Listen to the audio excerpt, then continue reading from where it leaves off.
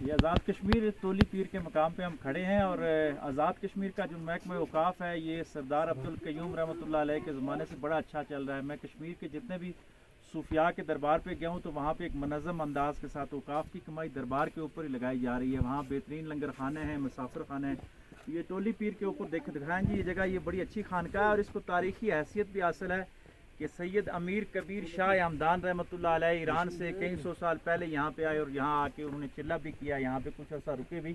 تو اس جگہ پہ میں تو سمجھتا ہوں کہ بہترین شاہ ہمدان سنٹر بنایا جائے۔ یہاں پہ آزاد کشمیر گورنمنٹ محکمہ اوقاف اپنی کمائی سے یہاں پہ بہترین دربار بنائے، لائبریری بنائی جائے، مسافر خانہ بنایا جائے اور لنگر خانہ بنایا جائے، تاکہ یہ امیر کبیر علی ہمدانی رحمۃ اللہ علیہ کی یادگار قائم رہے، اور تولی پیر کا جو یہ مقام ہے اس کی تاریخی حیثیت صوفیاء کے ساتھ جو منسوب ہے اس کو برقرار رکھا جا سکے۔ تو آزاد کشمیر گورنمنٹ محکمہ اوقاف کے پاس یقیناً بہت فنڈ ہوتے ہیں، درباروں کی کمائی آتی ہے، تو ایک سال کے لیے اس کو یہاں پہ لگا دیا جائے اور یہاں بہترین دربار بنایا جائے۔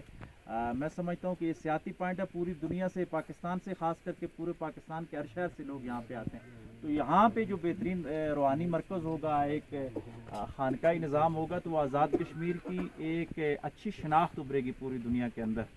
اور ویسے بھی صوفیانہ کام ہے، اس کی ترویج اخلاص کے ساتھ کرنی چاہیے۔ یہ اسلام کے مراکز تھے، یہ خانقاہیں، یہاں پہ ساتھ جامع مسجد بنائی جائے اور اسی طریقے کے ساتھ یہ دین اسلام کا کام یہاں پہ کیا جائے۔ میں امید کرتا ہوں، بلکہ یقین ہے کہ آزاد کشمیر گورنمنٹ یہ کام ضرور کرے گی انشاءاللہ۔ بہت شکریہ۔